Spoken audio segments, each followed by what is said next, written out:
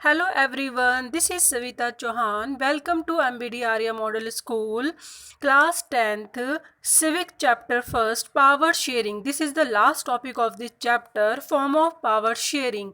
उसी के अंदर सब टॉपिक में सेकंड पार्ट पढ़ेंगे कि किस तरीके से पावर डिफरेंट लेवल पर डिवाइड होती है। हमने प्रीवियस वीडियो में पढ़ा था कि हॉरिजेंटल डिवाइड होता है और एक ही लेवल पे होता है, डिफरेंट ऑर्गन होते हैं उसके अकॉर्डिंग। लेकिन यहाँ पे हम क्या पढ़ रहे हैं, अमंग गवर्नमेंट्स। दोनों में क्या डिफरेंस है? प्रीवियस वीडियो में जो हमने डिस्कस करा था, जो हॉरिजेंटल है उसके अंदर among different organs of government है, यानी गवर्नमेंट्स के जो ऑर्गन है उसके बीच में डिवाइड होती है पावर, लेजिस्लेचर, एग्जीक्यूटिव, जुडिशरी। और अब हम सेकंड में क्या पढ़ रहे हैं, हम इसमें डिफरेंस आप देख सकते हैं, हम रीड कर रहे हैं अबाउट कि किस तरीके से among governments at different levels, यानी इसके जो पावर शेयर होती है गवर्नमेंट के अलग अलग लेवल पे होती है। That means centre power, state power, local government, यानी ऊपर फिर नीचे एक वर्टिकल, जिसे हम कह सकते हैं कि वर्टिकली जो पावर है वो शेयर हो रही है। और इससे हमने प्रीवियस में क्या पढ़ा था, वो हॉरिजेंटल था। तो दोनों में आप इजीली डिफरेंस कर सकते हैं। General government for the entire country and governments at the provincials and regional level. आप जानते हो जो गवर्नमेंट है हमारी कंट्री में, जनरल या तो हर एरिया की, क्षेत्र की अलग अलग होती है। Provisional and regional level means हर क्षेत्र की अलग अलग गवर्नमेंट होती है। और such as a general government for the entire country is usually called federal government. Federal government किसे कहते हैं? दैट काइंड ऑफ गवर्नमेंट जिसमें सेंटर, स्टेट और लोकल गवर्नमेंट को सबको पावर डिस्ट्रीब्यूट होती हैं उनके वर्क के अकॉर्डिंग, और कोई भी किसी के वर्क में इंटरफेयर नहीं करता है, और ना ही किसी को राइट है कि आप उसको काम करने से रोक सकते हैं, क्योंकि उनके डिफरेंट काम करने के लिए उनको पावर दे रखी है अलग अलग लेवल पे। तो वो होता है फेडरल सिस्टम, जो अब हम नेक्स्ट चैप्टर में डीपली पढ़ेंगे। In India we refer to it as the central union government. आप इसके अंदर इंडिया में देखेंगे सेंट्रल, जिसे यूनियन गवर्नमेंट भी कहते हैं, सेंट्रल या union government. And the government at the provincials और regional level are called by different name at different countries. उसे स्टेट कहते हैं। अगर हम प्रोविंशियल और रीजनल लेवल की बात करें तो वो स्टेट गवर्नमेंट होती है।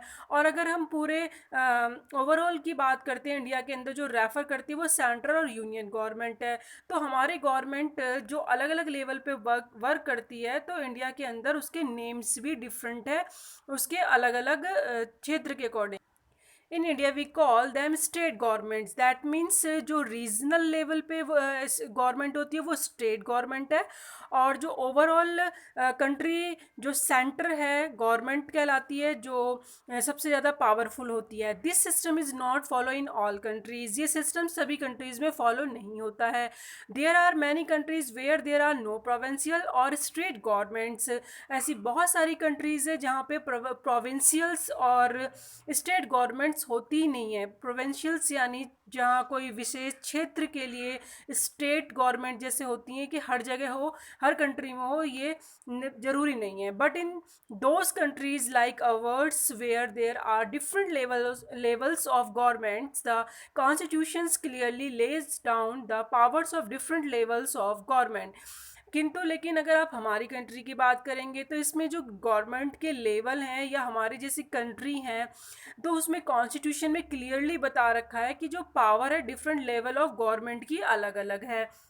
This is what they did in Belgium. जैसे कि आपने बेल्जियम में देखा कि किस तरीके से लैंग्वेज अलग होते हुए भी डच या फ्रेंच लैंग्वेज या मेजॉरिटी हो किसी भी लैंग्वेज की या किसी भी रिलीजन की, धर्म की, कोई फ़र्क नहीं पड़ता। उन्होंने क्या कर रखा था सेंटर में, यानी जो मेन उनकी जो कैपिटल है ब्रसेल, वहाँ पे भी उन्होंने इक्वल शेयर कर रखा था, और पार्लियामेंट में भी उन्होंने इक्वल शेयर कर रखा था पावर्स को दोनों के बीच में। दोनों भाषा के जो वो थे एमपी थे या एमएलएज थे, उनके बीच में पावर को शेयर कर रखा था।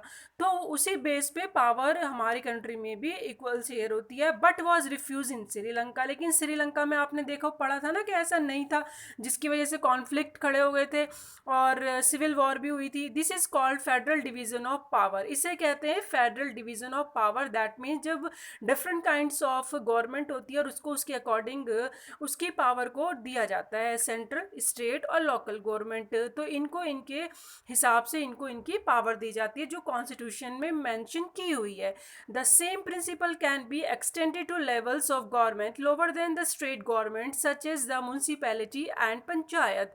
जैसे कि आपने देखा state government, central government, local government है, तो सेम ऐसे ही जो लेवल हैं गवर्नमेंट्स के वो lower than the state government से जो लोअर क्लास है उसके अकॉर्डिंग जो उनकी है, जैसे कि पंचायत की बात करें, म्यूनसिपैलिटी की बात करें, तो इनकी भी पावर हैं। जैसे पंचायत के जो मुखिया होते हैं तो उनकी अलग पावर होती है, म्यूनसिपैलिटी की अलग पावर हैं। तो थर्ड जो लोकल गवर्नमेंट है उसकी भी पावर होती हैं। Let us call division of power involving higher and lower level of government vertical division. इसी को कहा जाता है, यानी हायर से लोअर की तरफ, ऊपर से लेके नीचे तक जब पावर को डिवीजन किया जाता है तो उसे वर्टिकल डिवीजन ऑफ पावर कहा जाता है। We shall study these at some length in the next chapter. Federal जो सेकंड चैप्टर उसमें हम इसको डिटेल में रीड करेंगे, सेंट्रल, स्टेट और लोकल गवर्नमेंट। तो ये स्टूडेंट हमने जो पढ़ा है वो अभी सेकंड फॉर्म ऑफ गवर्नमेंट पढ़ी है कि गवर्नमेंट की जो पावर शेयरिंग होती है किस तरीके से होती है। अभी आप देख रहे होंगे कि पावर शेयरिंग करने के तरीके क्या होते हैं। ये सेकंड आप तरीका देख रहे हो जो वर्टिकली है, फर्स्ट हमने हॉरिजेंटली देखा था। ये बहुत इंपॉर्टेंट है स्टूडेंट्स, क्योंकि एग्जाम में 5 मार्क्स का लॉन्ग क्वेश्चन मोस्टली आता ही है, तो आपको ये लर्न करना ही है, उसके अकॉर्डिंग आपको लिखना भी है। नेक्स्ट वीडियो में हम पढ़ेंगे थर्ड जो पावर ऑफ फॉर्म है। Thank you.